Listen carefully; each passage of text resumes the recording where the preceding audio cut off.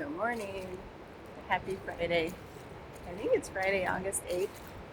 This is a reflection on lesson 219 in A Course in Miracles. It's a review of lesson 199 that says, I am not a body, I am free. I am not a body, I am free. My arms hurt holding up the camera, the phone. So that's why I do this. So it kind of relates to this lesson, I guess. So I was thinking about how limited I can feel when I only see myself as this physical body, this form of mass and goo and chemicals and cells. It can feel kind of limiting in that, well, I can't do that, I can't do that. But I also think, and I think how beyond the body, there's no limits. I can feel whatever I want. I can imagine whatever I want. I can think whatever I want.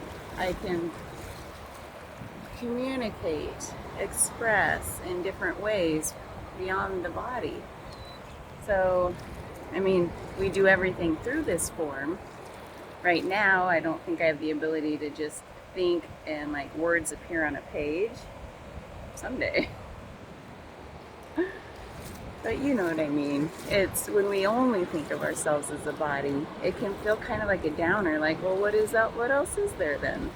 If all there is this matter, this stuff that's going to decay when I'm gone, when I'm dead, then what's the point of anything? So it can kind of lead to a defeatist kind of place.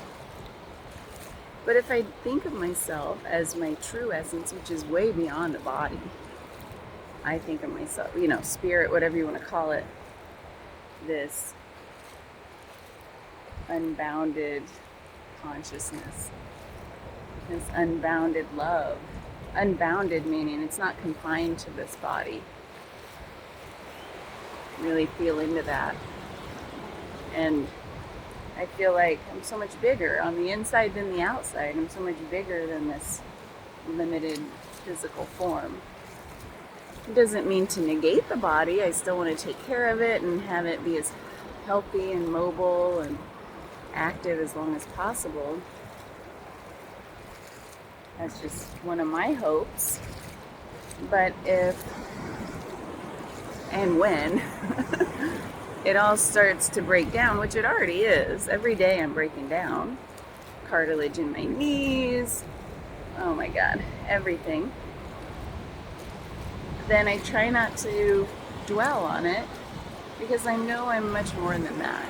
And I can be grateful that like I am able to still walk on this beach, whatever it is that we can be grateful for helps me still feel like I'm grateful that I am way more than this, and I know that. Yet while I'm here, I still can do whatever I feel called to do. And if I don't feel like I can do that, then I'll really, hopefully, when that time comes, I don't know. I think about that sometimes, like how hard it must be to have limitations and want more than that, like a desire to like if I didn't have sight and to desire more than that must be a really hard place to be. I don't want to say my limitations because then I get into my human self. Then by comparison, I feel like I shouldn't even talk about them because they're not as significant. They're not as big and profound as that, but that's just us placing weight, our own judgment on different aspects of self that seem really important, but they're not that way for everybody. So there's no harm in kind of grieving what we've lost. And maybe grief is part of the process of letting go of that attachment to our limited form.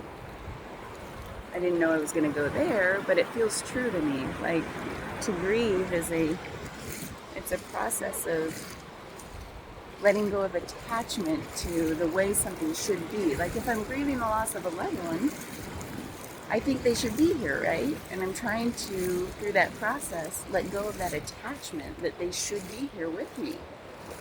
So that's what I mean by grieving is letting go. Not letting go and forgetting, that's not obviously what I mean. But grieving to let go of attachment to the way something should be.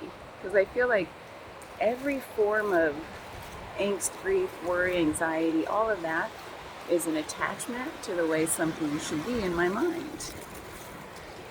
And it's a process of letting go of that attachment. How did I get here? Yeah, so the body, it's meant to be limited. It's meant to have flaws.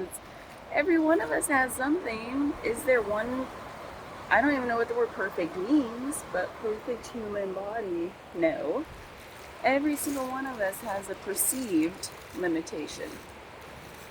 It might be real in the sense of the relative world, real limitation, like I can't move.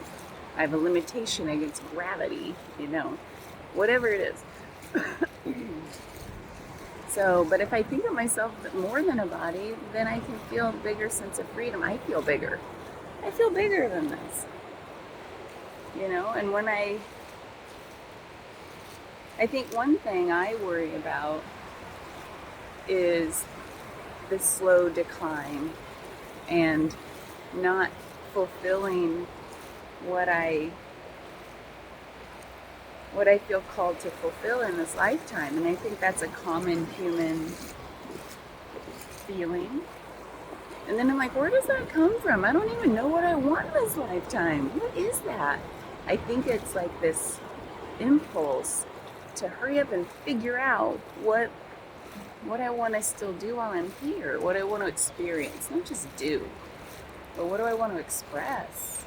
I think about that lately. Like yesterday I was thinking of like the worst phrase we can tell a kid is, what do you want to be when you grow up?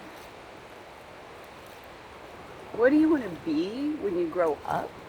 First of all of that is so nebulous. It's like kids can't, even adults can't think a year ahead, let alone 20. Like, what? What do you want to be when you grow up? Like, what's that even designed to do? It's definitely designed to take kids out of the present moment. You're just being a kid. Oh, man. Wish no one had ever asked me that. And then I thought, what would be a better phrase? And I kept, just toying with, like, what do I want to express when I grow up? What do I want to express when I grow up?